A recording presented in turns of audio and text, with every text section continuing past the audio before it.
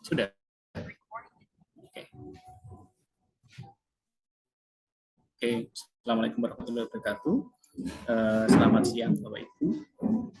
Terima kasih Dr. Harinda. Hari ini kita akan melakukan recording mengenai sosialisasi untuk pengisian PON kinerja. Jadi hari ini kita membuat video ini agar pengisian POKIN ini bisa lebih mudah dipahami dan bisa dibuka kembali bila ada kesulitan dari teman-teman atau Bapak Ibu yang merasa, wah ada kesulitan, saya agak lupa caranya masuknya atau cara pengisiannya. Jadi kita hari ini melakukan recording agar proses pengisian bisa lebih cepat.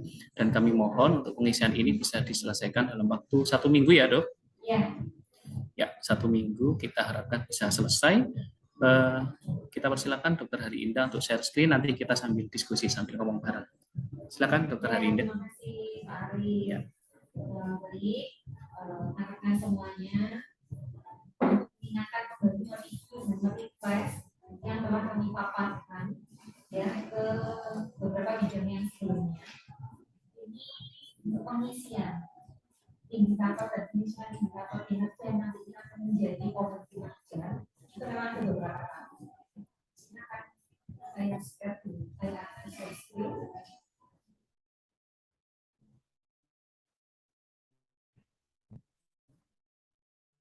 Oke, baik. Ini adalah link yang pertama. Dan kelihatan. Ya, ini kita masuk di SM dulu aja kayaknya. Coba masuk di SM.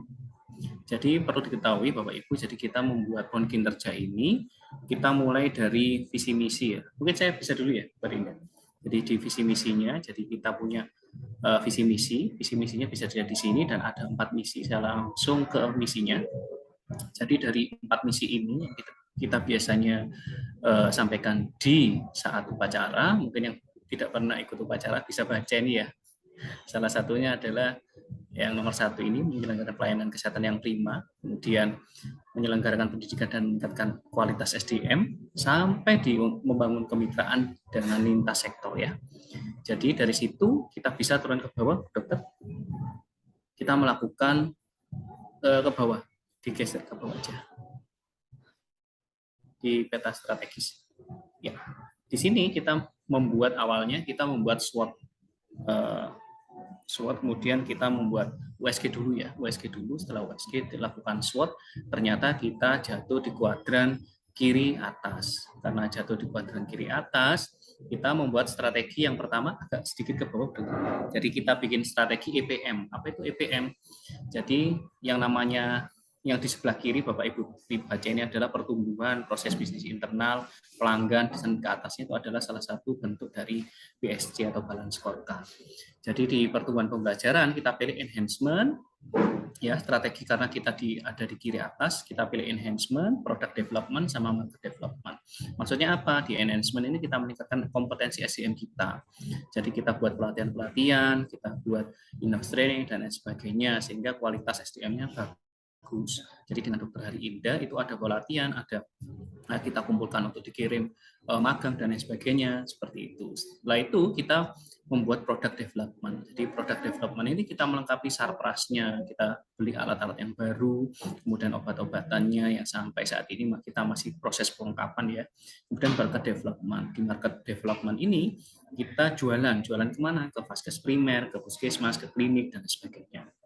Setelah itu, dari ketiga itu dari EPM, bisa naik ke proses bisnis internal, di mana di PB ini kita bisa meningkatkan, atau tujuan kita adalah meningkatnya tata kelola kita, kemudian diversifikasi produk, jadi layanannya nanti tambah ya Dokter Indah ya.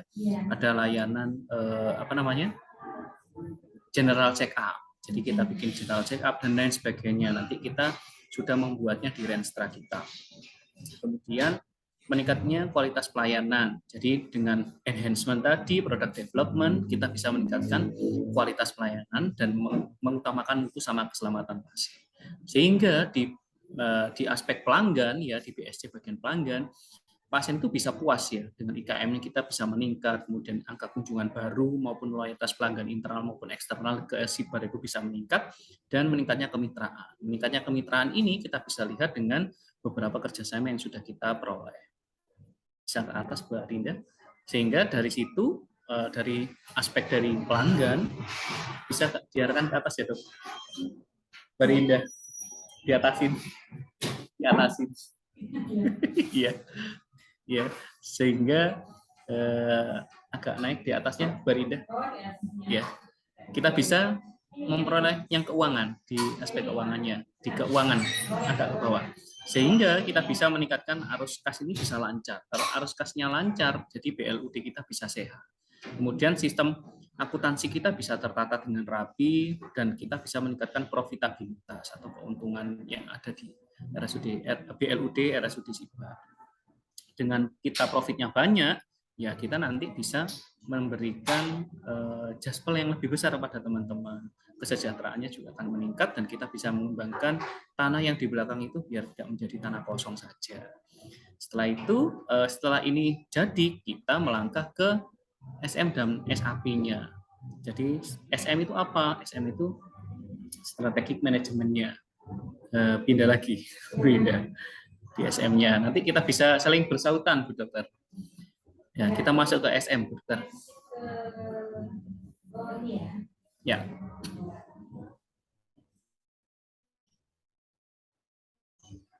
Dokter Hari Indah termute. Ya, jadi kita masuk di SM. Termute, Bu Dokter. Ya, jadi nanti ada strategi manajemen, kemudian kita buatkan SAP-nya seperti itu. Strategi manajemennya ada beberapa, nanti akan dijelaskan oleh Dokter Hari Indah. Sudah, silakan Dokter. Oke, yang mana Pak? Buka. SM. SM.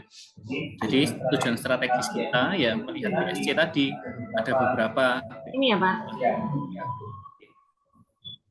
Ini kebijakan dasarnya. Setelah itu ke SM atau langsung ini SAP-nya. Nah ini kan. SAP-nya. Yang ini ya. Ya. Ya. Saya dengarnya tidak dari sini ya. Yang mana Pak? Benar yang ini. SAP-nya, iya kita ambil contoh saja kayaknya buat dokter nggak usah dijelaskan semua. Jadi di SAP-nya itu kita bikin di beberapa aspek, ada yang keuangan karena ini kita hanya untuk pengisian dari Pokin, kita ambil contoh di aspek keuangan yang ada ini aja. Yang mana? Ada dari Yanmet. Oke. Kita lihat yang dari sini dulu. Yang ada Yanmetnya. Nanti Bapak Ibu bisa melihat semuanya. Jadi di SAP-nya itu dilihat semuanya di yang bagian kiri, nanti bisa digeser ke kiri, ada bagian keuangan, ada pelayanan.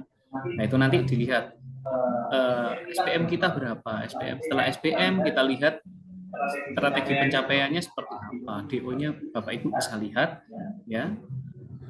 Karena biasanya kita lihatnya itu dengan ini ya, di ruangan yang lebar karena ini sangat panjang sekali. Silakan dokter.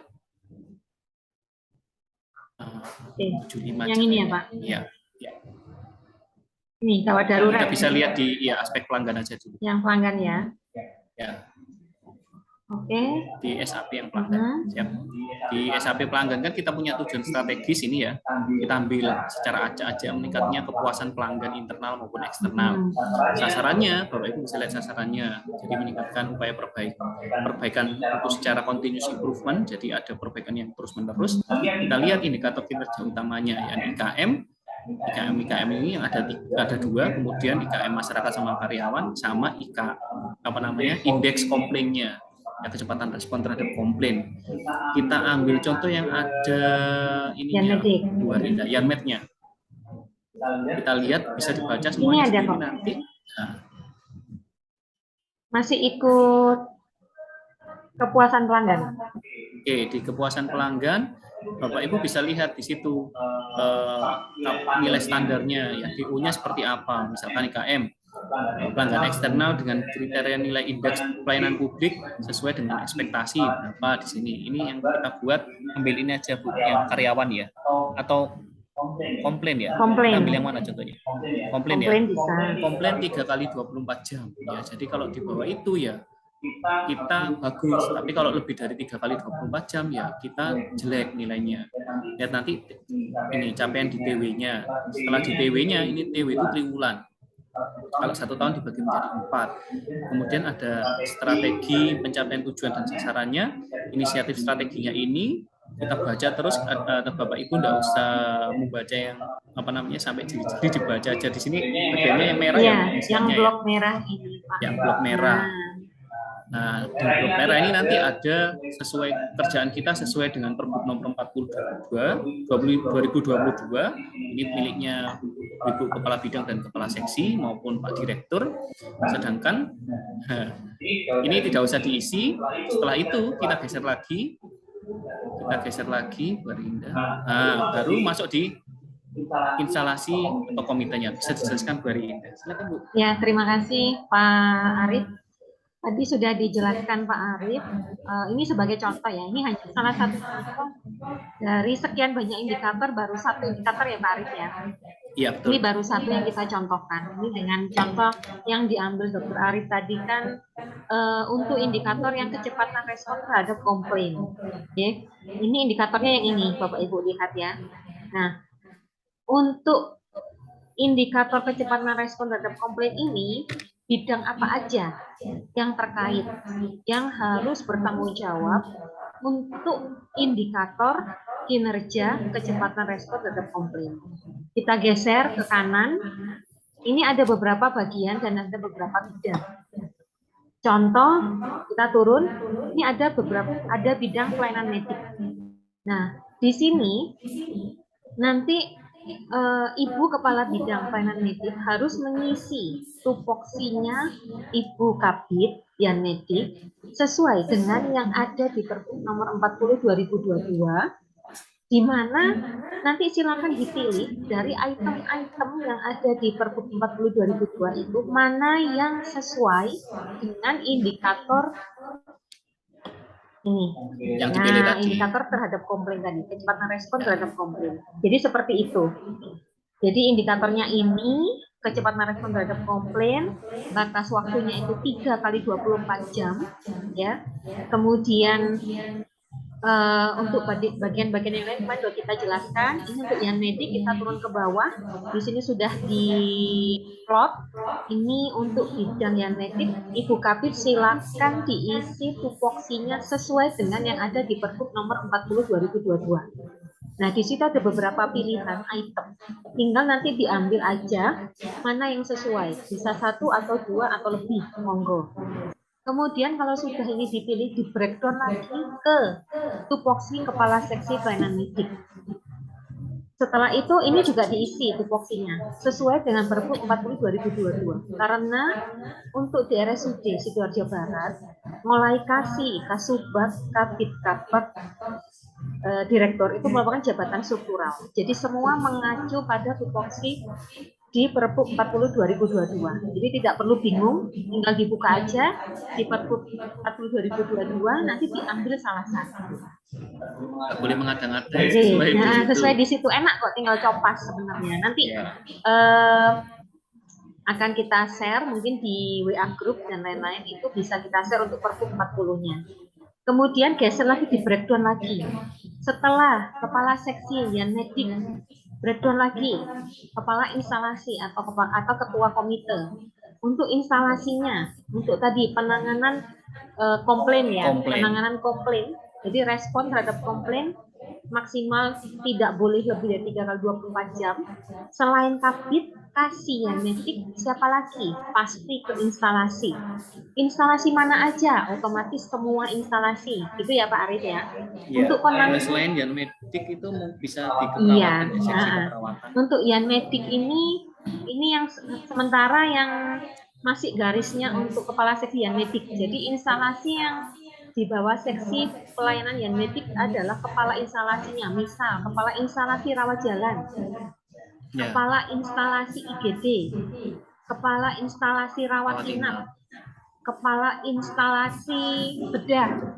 Jadi yang kepala instalasinya dokter atau dokter spesialis itu kan mereka di bawah atasan langsungnya yaitu kepala seksi Yan Medik. Jadi ditulis di sini. Nah, setelah itu silakan tulis tupoksinya. Tupoksinya ini ada di SK Direktur atau di Perdir Tata Kelola. itu di situ ada tupoksi kepala instalasi. Ya, bisa dilihat. Kemudian disesuaikan dengan indikator tadi. Jadi indikatornya tentang apa? Oh, tentang respon terhadap komplain. Tupoksi saya apa sebagai kepala instalasi rawat jalan? Contoh, ambil salah satu. Nanti akan kita share juga di WA group atau di kepala instalasi untuk SK atau perdir yang terkait tata kelola serta SK kualifikasi kepala instalasi. Di situ ada semua untuk tupoksi kepala instalasi. Kemudian di breakdown lagi ke staff. Jadi intinya ini harus terbreakdown semua sampai ke seluruh staff di RSUD Sidoarjo Barat, semua terbagi habis. Nah, untuk staff, kita lihat untuk penanganan respon tadi terhadap komplain itu siapa aja yang masih di bawah kepala seksi yang medik. Jadi yang kita lihat sementara ini kita satu garis dulu biar nggak bingung. Jadi di bawah kepala seksi yang medik instalasinya apa aja, KINS-nya, kemudian breakdown ke staff, staffnya siapa aja, di dalamnya ada siapa aja. Misal kepala instalasi IGD di breakdown lagi menjadi kan di situ ada 9 dokter yang lain. Nah, itu harus disebutkan di sini semuanya. Dipilih yang komite medis yang rawat jalan dokter rawat inap. Iya.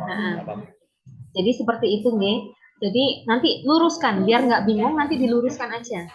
Jadi dari kepala seksian medik, instalasinya misal di sini instalasi IGD atau rawat inap, selesaikan dulu IGD, habiskan breakdown sampai ke semua dokter umumnya, ya. Kemudian jabatannya apa? Kalau dokter umum karena kan masih CPNS, berarti jabatannya adalah dokter umum ahli pertama, ya, seperti ini.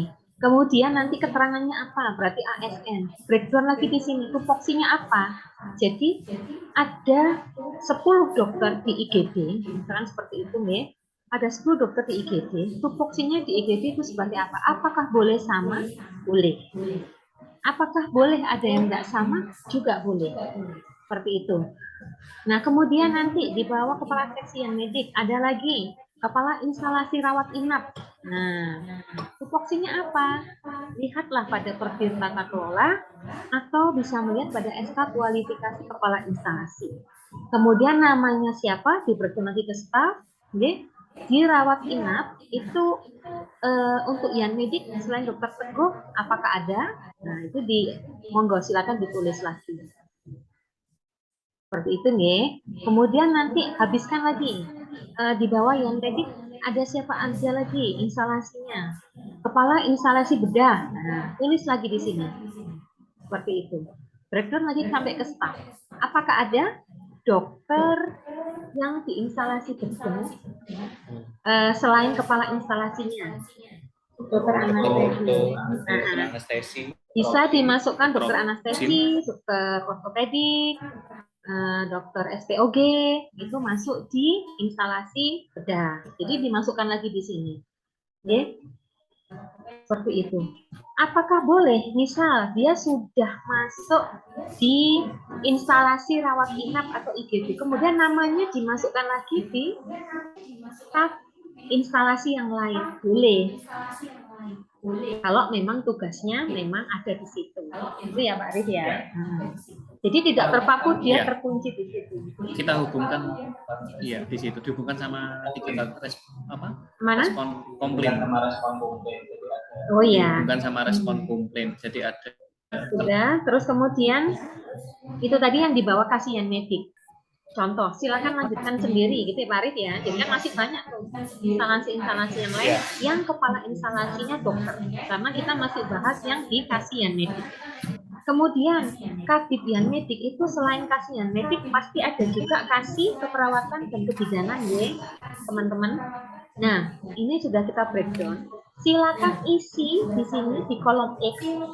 Ya, ini adalah tupoksi dari kasih pelayanan keperawatan dan kebidanan. Bisa dilihat di Pergub 40 2022 kembali, dilihat yang cocok dengan indikator ini tadi. Jadi lihatnya memang ini tabelnya panjang sekali ya Pak Arif. Jadi indikatornya kita masih bahas yang kecepatan respon terhadap komplain. Untuk ibu kasihan medik tupoksinya apa yang terkait itu indikator tersebut. Pilihlah, boleh 1, boleh 2, boleh 3, monggo yang sesuai. Oke, tinggal copas aja, ketik di sini. Maaf di sini ya, dipunyanya yang dipunyanya kasih keperawatan dan kebidanan. Kemudian breakdown lagi ke kepala instalasi atau koordinator instalasi. Jadi di bawah seksi keperawatan kebidanan ada instalasi apa aja? Oh, enggak ada kepala instalasinya, Dok. Adanya itu koordinator instalasi boleh. Jadi di sini ditulis. Ya. Mati ya, share screen-nya ya, Pak. Bisa dimunculkan lagi. Jadi nanti diisi aja yang kolom warna merah Iya. sampai belakang. Jadi nanti misalkan juga ada, tugasnya ternyata komplain itu tidak dibedah misalkan tadi, atau dirawat inap dokter Teguh tadi ya. Dokter Teguh ternyata juga melibatkan teman-teman dari yang lain, misalkan pihak ketiga, ya ditulis di situ. Tapi karena karena dokter Teguh tidak melibatkan pihak ketiga, jadi nggak sampai pihak ketiga seperti itu. Ya, nanti monggo yang diisi yang ada blok merah ini ya. Nah, Bapak Ibu, teman-teman sekalian, mungkin kalau misalkan masih bingung ya, kan misal panjenengan belum mencatat semua tupoksi, contoh untuk yang struktural ya, untuk kabit yang nitik, kemudian kasih yang nitik, kasih keperawatan kebidanan, daripada membuka-buka kembali pergubnya, ini kami juga sudah siapkan link ya, link satu lagi itu di mana nanti bisa dirinci semua tupoksinya, jadi supaya nggak bingung. Link satunya mana ya? Link link untuk satunya. Oh, yang pemetaan. Ya. Pemetaan. Lihat tadi. Oh, ini satunya. Ya, di pemetaan uraian jabatan. Jadi sebelum mengisi di situ bisa mengisi pemetaan uraian jabatan. Jadi gini. 10 menit lagi. Nggak apa-apa, kita nanti merekam lagi kita. Ya, jadi begini Bapak Ibu, untuk Ibu Kabit, Bapak kasih yang medik, Ibu kasih keperawatan kebidanan. Nah, ini sudah kami siapkan link untuk pemetaan uraian jabatan. Jadi sebelum mengisi SMS AP tadi, supaya tidak bingung, pertama silakan di list dulu tupoksinya Bapak Ibu. Contoh nih, ini yang sudah kita isi ya. Ini sudah kita isikan dari SDM sama teman-teman tim perencanaan SKP untuk Kepala Bidang Medik, Dr. Rita Sukmawanti. Nah, karena beliaunya ada struktural, jadi hanya mengacu pada Pergub 40 2022 untuk tupoksi utama. Tupoksi utamanya mengacu pada Pergub 40 2022. Ini sudah kita tuliskan. Nah, kemudian ini kok ada permenpan. Permenpan ini khusus untuk jabatan fungsional yang mempunyai PAK atau DUPAK nantinya, yang pengajuan DUPAK. Jadi untuk struktural tidak perlu mengisi permenpan kembali, meskipun panjenengan itu backgroundnya dokter atau backgroundnya perawat, tetapi dalam hal ini di SIBAR panjenengan adalah struktural. Jadi tupoksi utama adalah mengacu pada Pergub 40 2022. Kemudian di sampingnya ini ada Perdir, SK atau SPT, SK lainnya dan tugas tambahan. Misal Bapak atau Ibu ada tugas tambahan atau Perdir RSUD Sidoarjo Barat yang menyebutkan di situ panjenengan mempunyai tugas lain selain sebagai strukturalnya, silakan ditulis Perdir berapa, nomor berapa, tentang apa, sebagai apa, ditulis tupoksinya di sini. Misal ada. Kalau memang tidak ada, tidak perlu ditulis. Seperti itu, nggih. Nah, kalau sudah seperti ini kan enak, sudah ada tulisannya. Nah, nanti saya kembalikan lagi di SMS AP. Nah, kita buka ini. Untuk Ibu Kepala Bidang Genetik, ini tupoksinya kan masih kosong nih. ketika kita urut, ini tadi kan hubungannya dengan indikator masih tetap ya, ini contoh tadi, masih tetap indikatornya kecepatan respon terhadap komplain. Nah, tupoksinya supaya nggak bingung, buka aja di link yang pemetaan ulang jabatan. Nah, di sini sudah ada. Tinggal copas mana yang cocok. Apakah penyusunan kebijakan, apakah pelaksanaan koordinasi di bidang pelayanan medik, atau pelaksanaan kegiatan di bidang pelayanan medik, misalnya terkait dengan respon, berarti bisa juga ini nomor 2, ya Pak Arif ya, pelaksanaan koordinasi di bidang pelayanan medik. Jadi ketika ada komplain, sebagai Ibu Kepala Bidang Pelayanan Medik, ya, itu tupoksinya sesuai dengan Pergub 40 2022. Tupoksinya salah satunya adalah melakukan koordinasi di bidang pelayanan medik. Ini tinggal dicopas. Nah, ini tinggal dicopas saja. Kemudian tinggal kita masukkan di sini. Nah, sama juga nanti. Nah, misal seperti ini. Nanti seksinya. Nah, misal seperti ini, tinggal copas di sini, silakan nanti dirapikan sendiri. Yang penting tidak merubah kolom dulu ya Pak Arif ya. Ya, enggak usah dirapikan, enggak apa-apa, nanti kita rapikan Nah, sendiri. yang penting diisi aja dulu ya. Diisi aja. Ini tinggal copas di sana, ngambil di sini. Apakah hanya satu? Boleh lebih dari satu. Silakan dibuka lagi. Yang sesuai terkait dengan komplain ya tadi ya. Nah, ya.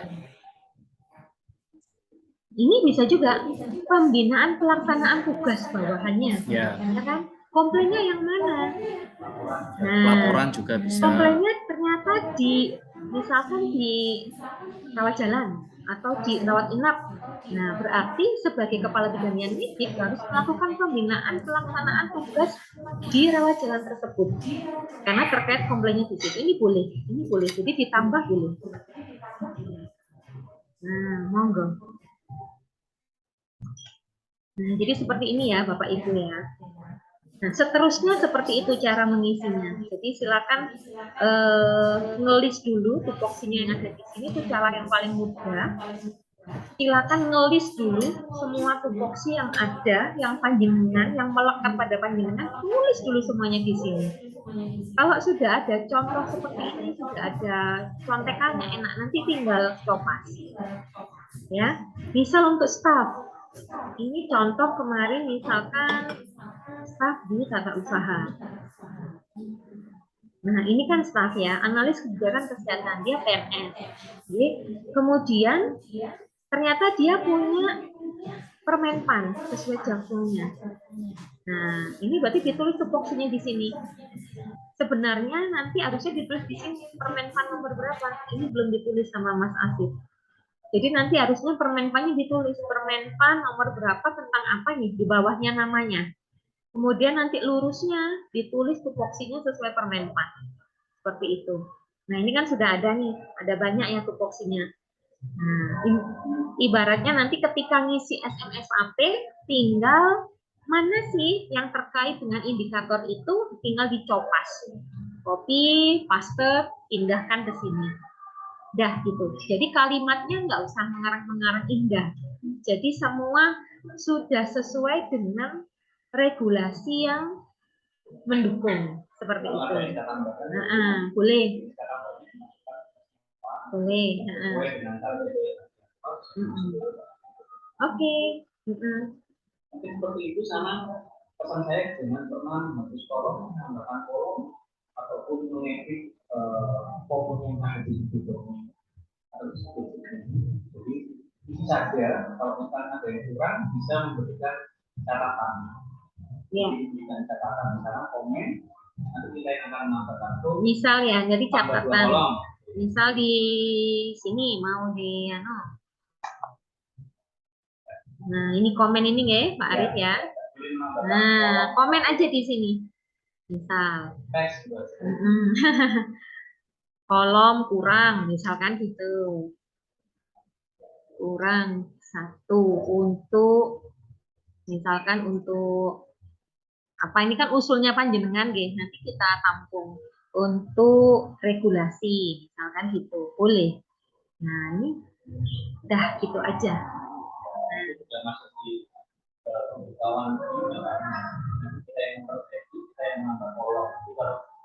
karena ini ada ratusan kolom, ada total 1.000 ya. Iya. Kita minimalisir untuk penambahan kolom kan tugas sesuai perpu permenpan atau sesuai dengan tambahnya. Ya, mungkin sementara cukup ya Pak Arif ya. Nanti kita buat sesi selanjutnya. Iya, ini hanya pemanasan di awal. Yang jelas nanti ketika sudah kita kumpulkan semua, kemarin 3 bidang sudah selesai ya Pak Arif ya. Tinggal 1 bidang yaitu yang medik, insya Allah akan segera kita kumpulkan dan kita deadline dalam waktu 1 minggu setelah kita kumpulkan. Demikian. Ada tambahan Pak Arif? Tambun, ya. Nanti kita buat recording selanjutnya. Oke, terima kasih. Iya. Terima kasih Bapak Ibu, semoga materi bermanfaat. Sendiri kok. Kalau ada yang tidak jelas, bisa tanya itu Pak. Terima kasih.